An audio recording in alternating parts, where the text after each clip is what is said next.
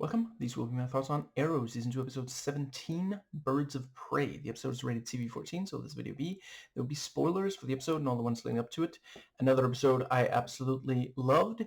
So, real quick, it is New Year's Eve, so there may be some noises of fireworks, which, yeah, I mean, at least this time it's dark enough and it is the right night, even though it is not midnight yet. That's like 6 hours from now. But yeah, so just be aware that that might happen at points of this video. Yes, so I think I will start by just noting there's no deleted scene for this episode, but I did watch the Comic-Con panel for this season, which was on the same disc, and yeah, good stuff. I don't have a lot to say. Like, they point out some of the things that, yeah, the thing about how part of the season is whether or not Moira can redeem herself, for example, and yeah, it's quite good. If you own the Blu-ray and haven't already watched it, honestly, I would say it's worth it just for the stuff with the Malcolm Merlyn actor. That was a lot of fun, and he's really, really charming. Yeah, and I think that does cover. Yeah, so I'm gonna try to keep this more or less scene by scene. So yeah, I knew that I was gonna love this the moment that I saw the title. And then, as I had guessed from the title, Helena returning. And then it also hits the ground running with, immediately you've got the cops getting ready for an operation. And yeah, let's see. Yeah, as usual, great action. It was really cool how Arrow and Canary both, participated in that opening action scene, and Officer Lance always being a dad, being like, you can't just do that, like the you have to show restraint, and she's like, that was restraint. And I think that does pretty much cover that. Yeah, very, very cool when we saw that Frank is back in Starling, which, like, yeah, immediately it's like, well, it's just a matter of time before Helena gets here. I think the next thing might have been when was it maybe Laurel at AA, and yeah, they did a really great job setting up, she says she's struggling to get through the day. And before she says, I was a lawyer, she says, I am a lawyer, because it's that big a part of her identity, She's wanted this for so many years. She worked hard to get there, and then she loses it. And, by the end of the episode, it is very clear, yeah, she's willing to go really, really far to keep it. And that's very risky. So, yeah, that's the thing. She was approaching rock bottom earlier, and that is this really critical, yeah, despite what some Hollywood likes to claim, and to be fair, other Hollywood likes to be more honest about it, though that can sometimes end up kind of Oscar baity. But yeah, a number of people really struggle to not engage in self-destructive behavior in that particular period of time, especially. So yeah, very, very nicely done. And I think, does that pretty much get us to the let's see. Yes, the next thing I think was the... Oh, right, yeah. That is yeah. So during that, she gets a call from Adonis. I mean, Donner, the Donner, and yeah, this frickin' guy. I have to admit, I kind of believed it at the time. I really was hoping that things would start to work out for her, and yeah, and the thing is, like, it sounds sufficiently credible. He says, well, you have experience with RICO cases from CNRI, and I know someone who owed me a favor on the commission, I think they call it. You can work again. And then later we find out, yeah, those were just lies. So yeah, I think that brings us to the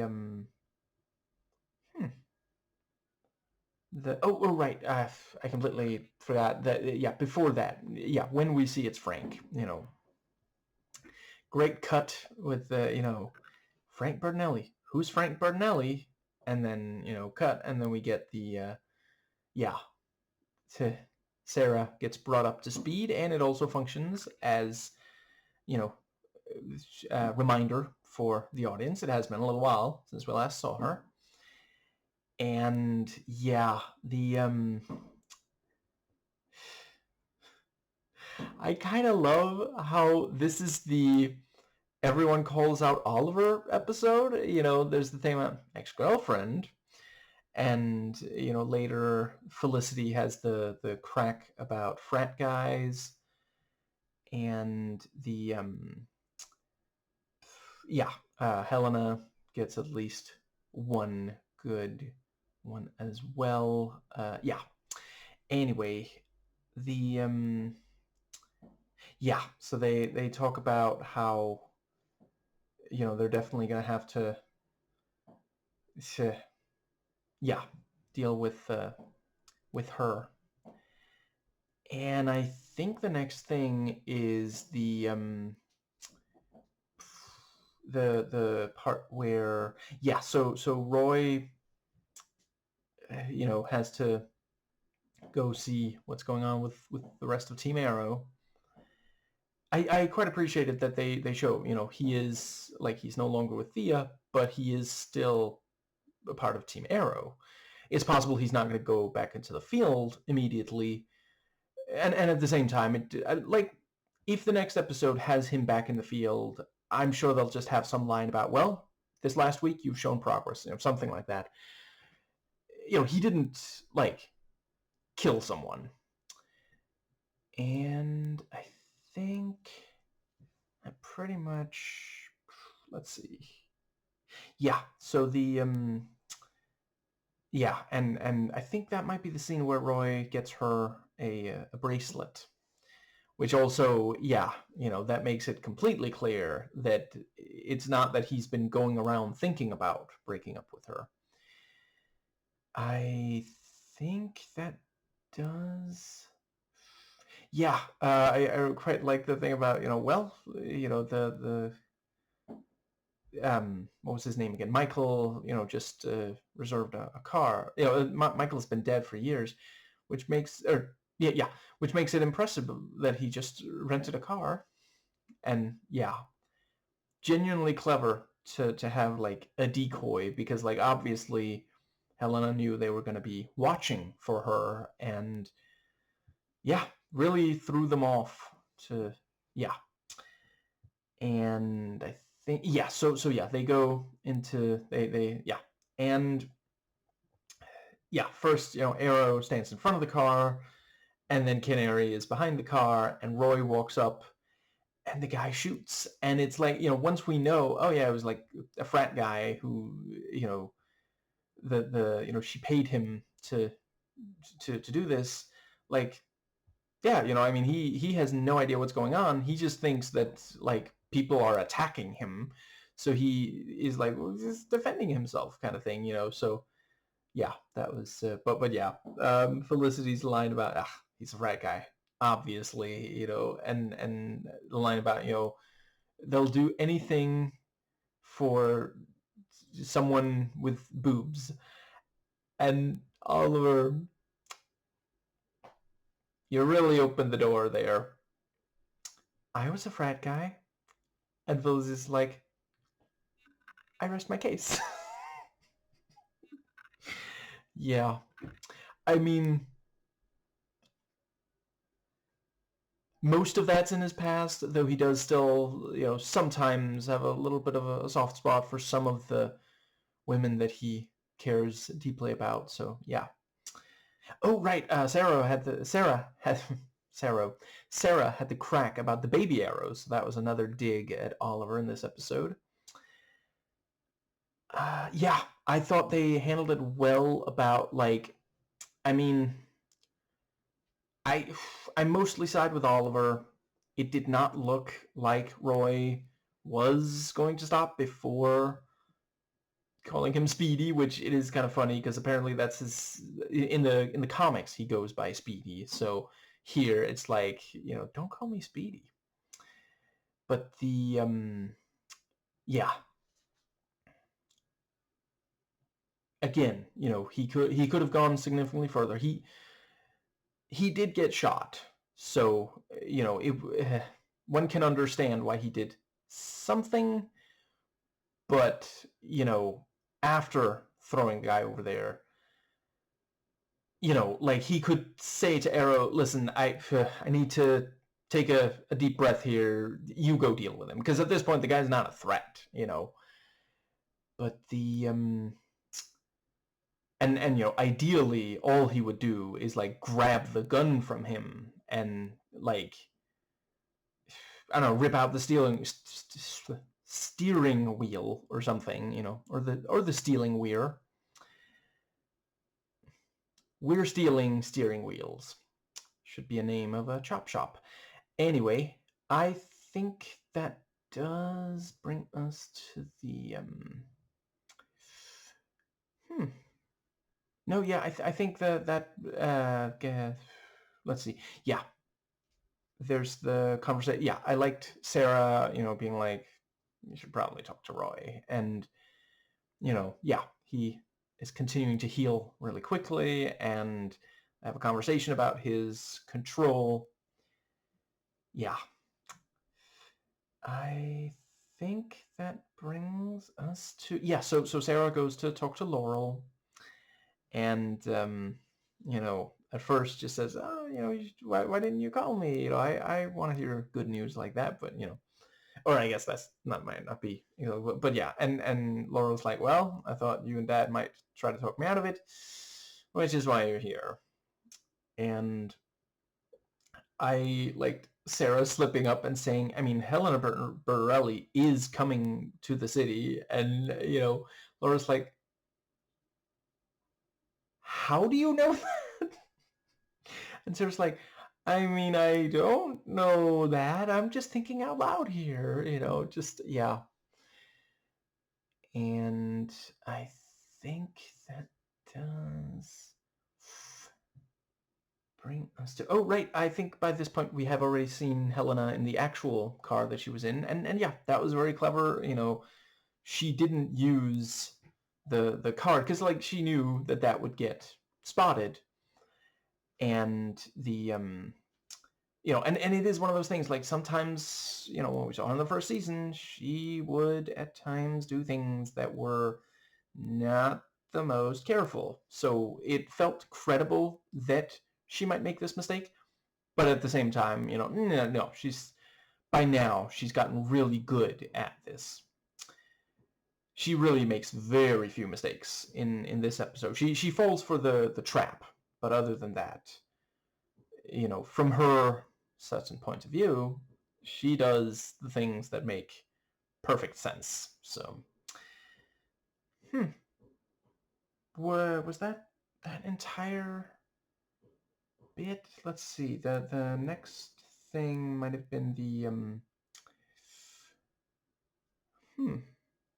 I think, does that get us to where Roy, so yeah, Oliver says, you have to break up with Thea. It's the only way for her to be safe. And so he does try, and I like that she's just like, no.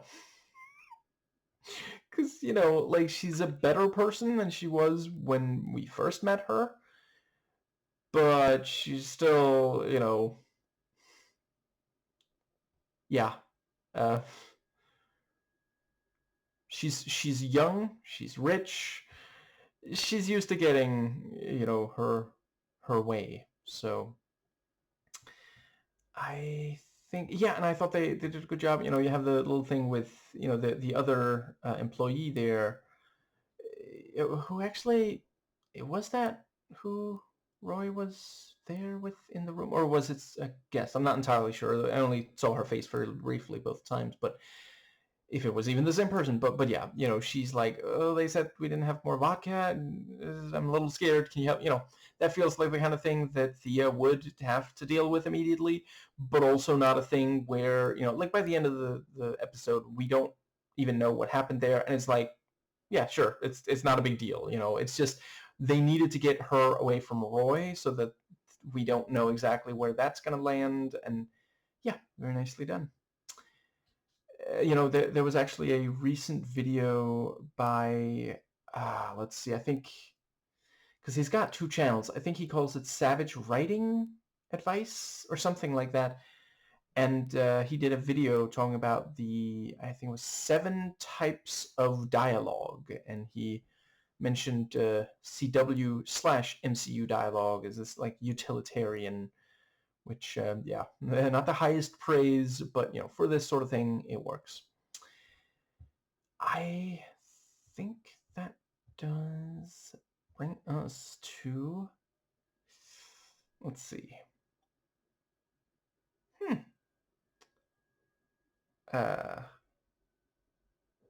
What was the next thing that happened in the episode? I guess that was actually, yeah, so yes, yeah, very clever that, you have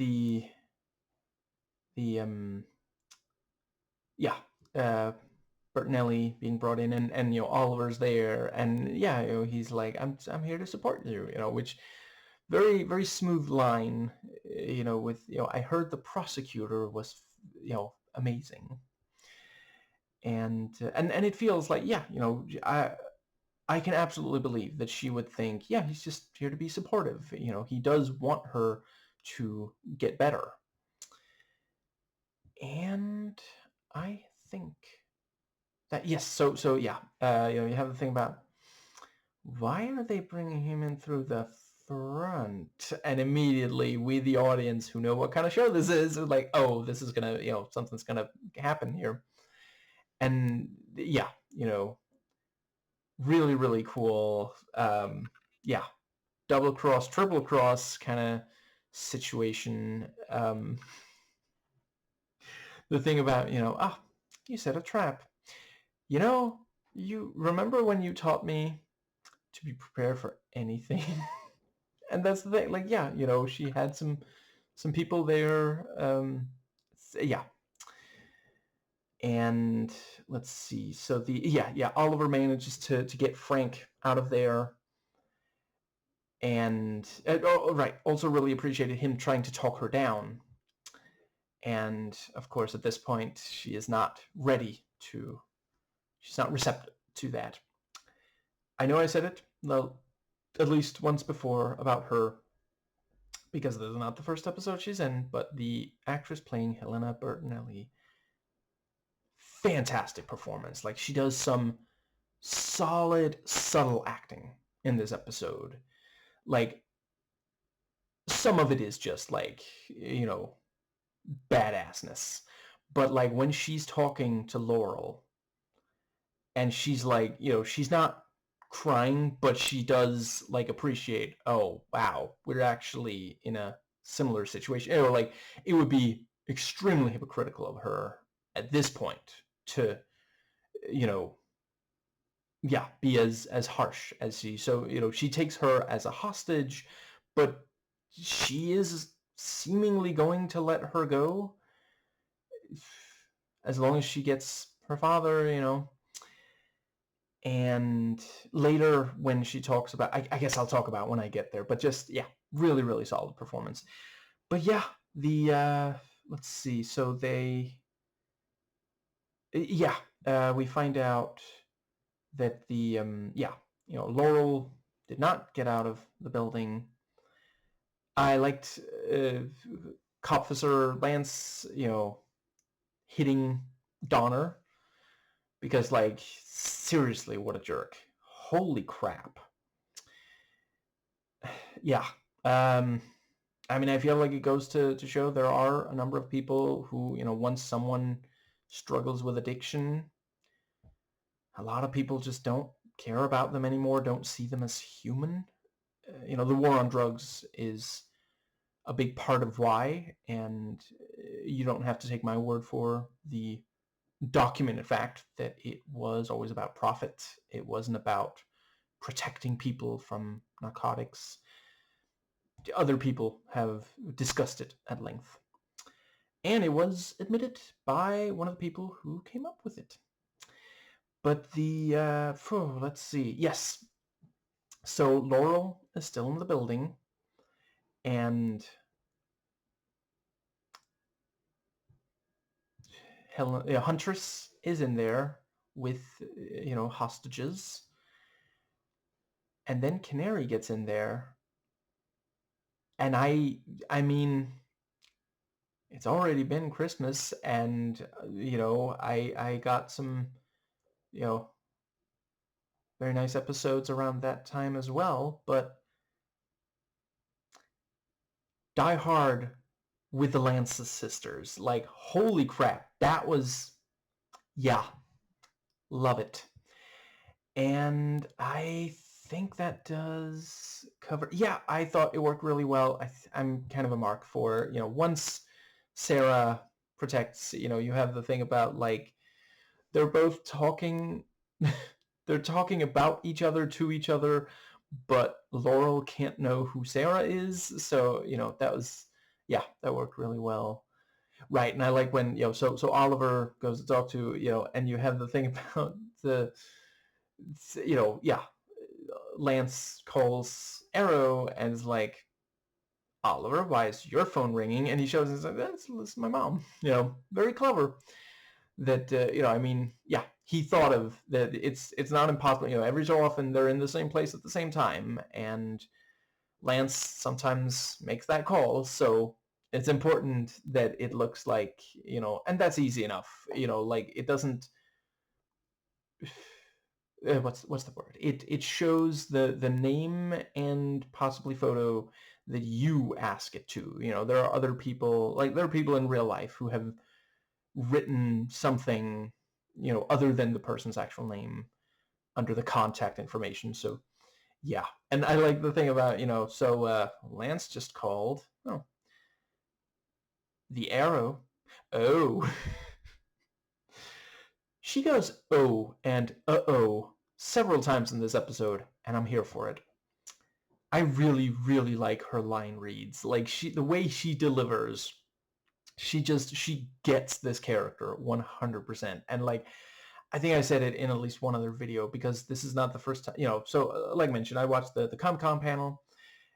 I'm thinking it must have been the DVD for the Blu-ray for the first season, where there was, like, an interview with her. The actual actress sounds fairly different from the character Felicity. So yeah, really nicely done. There's less of, like, there's Felicity's very confident when it comes to, like, computer stuff, but when she's, like, socializing, she can be a little awkward, little, adorkable. And when you just see her in, like, interview and on the panel and such, she's very confident. She doesn't really, yeah. Anyway, that brings us to, yeah, and the thing about, well, I called for Sarah. Oh, she's gone. Now I remember the thing I keep forgetting. Yes, so the flashbacks. Yeah. So we have so Sarah gets the guys to the fuselage, and yeah, I appreciate the way that they're sprinkling in a little bit for the priest. He's got a line about we don't choose who lives or dies, and he's trying to de-escalate the situation and inspire some hope and optimism. You know, so yeah, Hendrik. That seems to be the only way they're going to be able to get Oliver back, and he's not going back.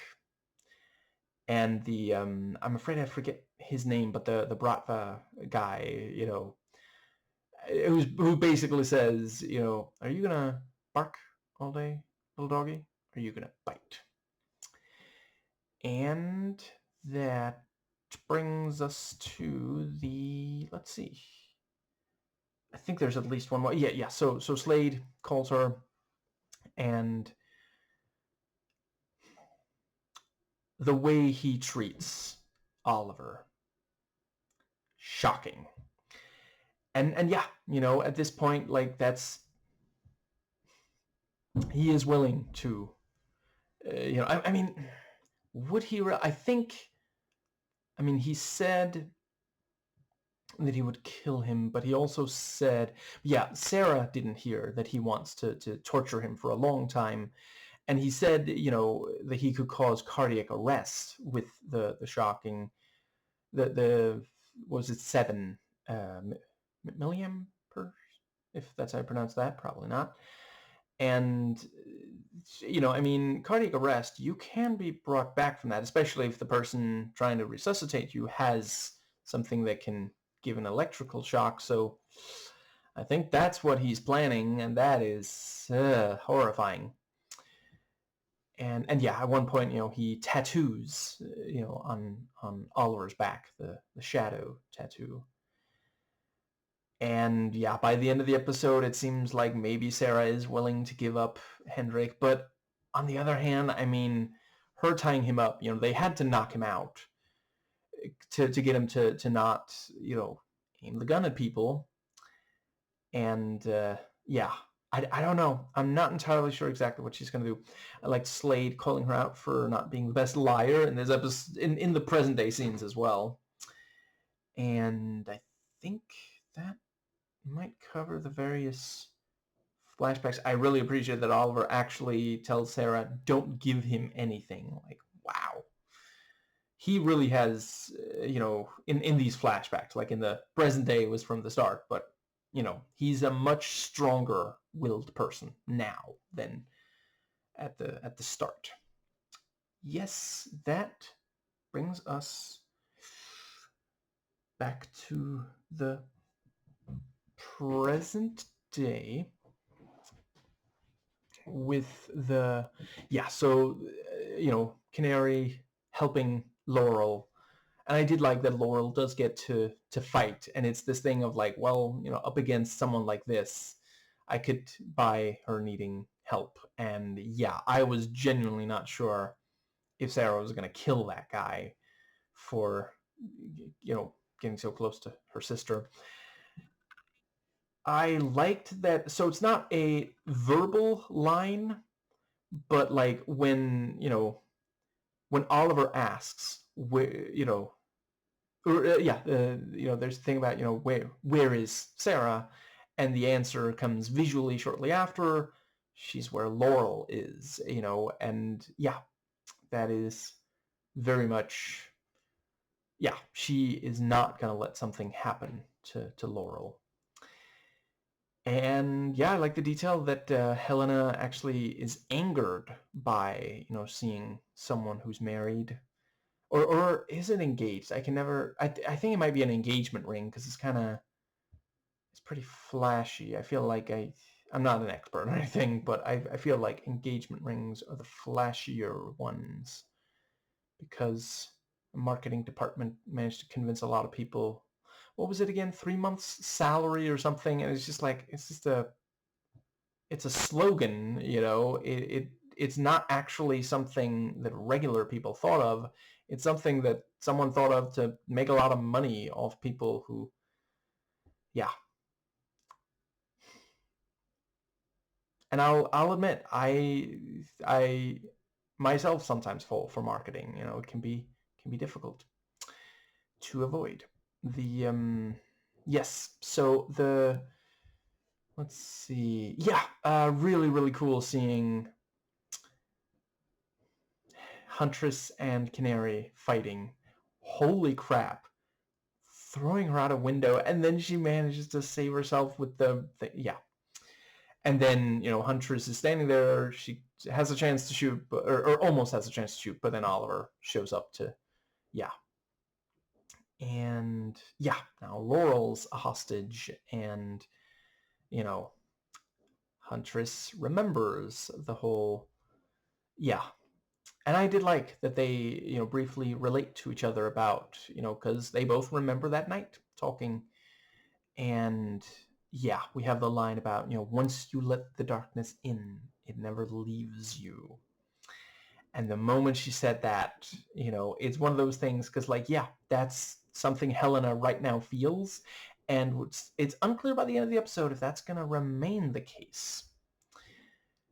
Because she's definitely gone through a change there at the very end, you know. She doesn't, yeah. We see, as a certain character said, revenge rarely brings the catharsis we think. And yeah, you know, but yeah, she very much at that point in the episode believes it, and it's absolutely not the kind of thing that Laurel needs to hear right now, because she's already really frustrated. You know, she almost takes a drink. Yeah, that was one place where Sarah did do a decent job covering. You know, it was like, how do you know about my sobriety? The 30-day chip. And the, let's see. Yes, I think that does bring us to, oh, is this around where, I'll go ahead and place it here. So we have the, no, never mind. Anyway, yeah, yeah, I liked, it was really cool seeing Lachlan Monroe in something. It's been a while.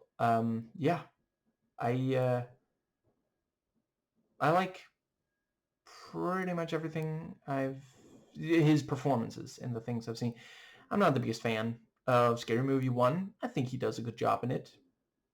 There was a review, I guess it wasn't that recent, I guess it was a couple of months ago by now, when the most recent, there was a review of the various I Know What You Did Last Summer movies, and a reviewer whose name escapes, oh, was it In Frame Out maybe, I think, you know, pointed out that there's not, like, yeah, the, yeah, he made a very, a great comment about the parody of the, of one particular scene of the first of those movies in the first Scary Movie. Anyway, yeah, and this idea of, you know, he's one of those cops who absolutely hates the vigilantes, so he's like, well, shoot to kill. And he certainly did kill someone, just wasn't who was expected. And yeah, very clever when the, you know, so Huntress makes that woman put on the cost, or the, yeah, some of the costume at least, and the wig and such, and or a wig, and is, you know, and stand with her back turned so that they would be slowed down. And I like, Oliver sure does like outfitting his girls, doesn't he? And the, let's see, I think, oh, I guess I'll briefly note, yeah, I would say this is about as amazing as the 2020 movie, the DCEU Birds of Prey movie. And in some ways, this is more comic accurate from what I am aware. Now, I think, and yes, I do appreciate that there's some really big yeah, others have pointed out how different that movie is in some ways from the comic, and how it is a disservice to at least one character. And I really am not going to defend the movie on that. I don't think they should have. There's a pretty major exclusion from that movie that I think is enough of a hint for the, if you know, you know. Yes, the so yeah, she is using Laurel, and she's walking out, dressed as a cop, I think it is at that point, which, yeah, very clever, that people don't look twice at that. Yeah, like other episodes criticizing how easy it is for cops to be able to get away with things they shouldn't. I think that covers the yeah. So I liked yeah. So Lance goes to the other cop, and well, there's a bunch of reporters outside, which I don't think there was. I think he just it was a better way to, yeah, because let's take him out the back. It's easier to in the back hide the members of Team Arrow that are there. And yeah, very cool. Yeah, and they talk about, we're not actually giving up Frank. And I like, yeah, Quentin saying, I mean, it's Frank, so I'm not that worried, but are we really going to give him up? And I like him saying, so Sarah, remember how I said to hold back? Don't. And the let's see, I think, does that bring us, yeah, so there's the big the climax with, yeah, the oh, I like that Laurel also got to kick a little bit of ass before she became a hostage, while Canary was fighting Huntress. Anyway, yeah, so the seeming trade-off, but then, what's his name, Stein shows up and shoots, and we find out after actually accidentally hit Frank, which he wasn't trying to, but that's also a little bit of a pro-gun control message for you. A lot of the time, people end up shooting someone they didn't mean to. And I think that brings us to, yeah, really compelling seeing Helena, see that her father is dead, and she says, it was supposed to be me. And yeah, now that he's dead, it just feels empty. She is alone. She feels, Oliver tries to say she isn't. And yeah, this is a really compelling place to have her character. So I'm glad we got here, as, early, that they didn't put off this sort of thing and just, draw it out forever. Because now, like, from when we first met her, she was trying to get revenge for Michael, and now she never will. She will never kill the man responsible for it. And, she talks about feeling alone. Where is she going to go now? And I mean, I have at least one idea based on what I know about, but the yeah, and it's also, even if they do end up there, it's possible she won't go there immediately, but yeah, I'm really excited to see. Yeah. And I think that does go. I appreciate that she is still keeping Oliver's secret. She could easily have told. And let's see, I think that pretty much gets us to the... So yes, Roy, kisses another girl, and, the thing about, yeah, so, earlier they talk about, well, apparently we don't have the right kind of vodka, and then she's like, oh, we're out of vodka, and then she goes to pick up the vodka, and I mean, even if, yeah, like, at some point, Thea would have come in there to, like, restock, so, yeah, and she understands that he is pushing her away, but, the fact that he can't tell the truth, and that he did what he did to push her away, yeah, and she throws away the the bracelet, and he, there's a little bit of moral support from the members of Team Arrow in the lair as she leaves, but the yeah, and then we have, he's got the bracelet in his hand, and he crumples it up with the super strength, which is one of those things of, like, is that the last gasp of him not being able to control his anger, or is it making it worse? Like, Oliver said that Thea wouldn't be safe when Roy was in a relationship with her.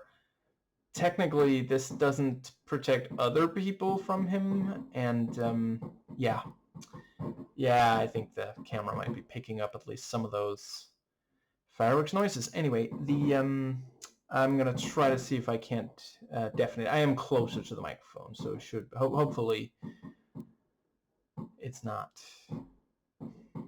Yes. So the let's see. I think that, but yeah, and it's also one of those. It's great when they can do a super strength gag that is that easy to do on set, because yeah, they made a replica of the bracelet in a material that is easy to, like, crush like that,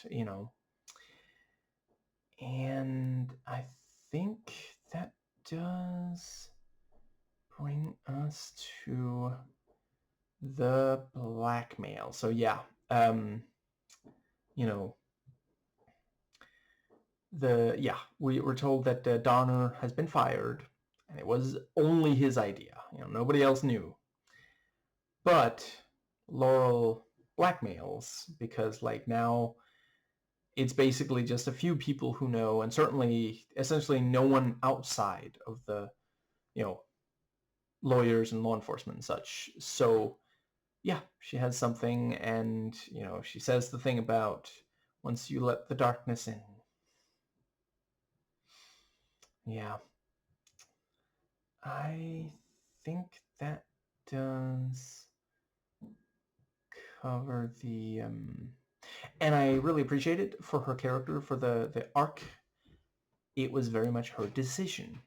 It wasn't just that, well, I mean, as long as you say you're not going to tell anyone, I guess we can keep you on. No, no, no. She's told, you can't work here. And she, turns, starts to walk away, and then she's like, no, I will work here. So, yeah. And it is the kind of thing, I mean, lawyers do sometimes use tactics that are pretty dark. So it is, yeah. I think that does bring us to the, yeah, and I thought they did a really great job on, so when Thea catches Roy, all right, I'll briefly talk about, so Oliver talks to Thea, and she is dangerously perceptive. She knows Moira is hiding something. And then she says, Oliver, you're the only person who isn't lying to me. And that makes me think that they're going to have her find out, and it's going to be really difficult for her to trust after that. And yeah, I think that brings us to, yeah, and so she, she turns and she walks away, ugly pants, hands in pockets, and, she remembers Mr. Wilson, and yeah. See, when the let's see, was the let's see, yes, the part where no one is answering, and then she goes off by herself into a room. I thought, oh, is this when Slade makes his move? And then by the end of the episode, he invites her into the car, and it is the kind of thing of like, yeah, they're both rich, they've been properly introduced. He's supporting, her mom, so it is this thing of like, yeah, how rich people will support each other and then implicitly trust each other, doing more of that, furthering that theme. And yeah, like, that is really clever. There's because that's the thing, like, she can be sometimes a little too, like, her optimism can end up going into actual, like, naivete. And yeah, oh boy, I am concerned. I'm worried.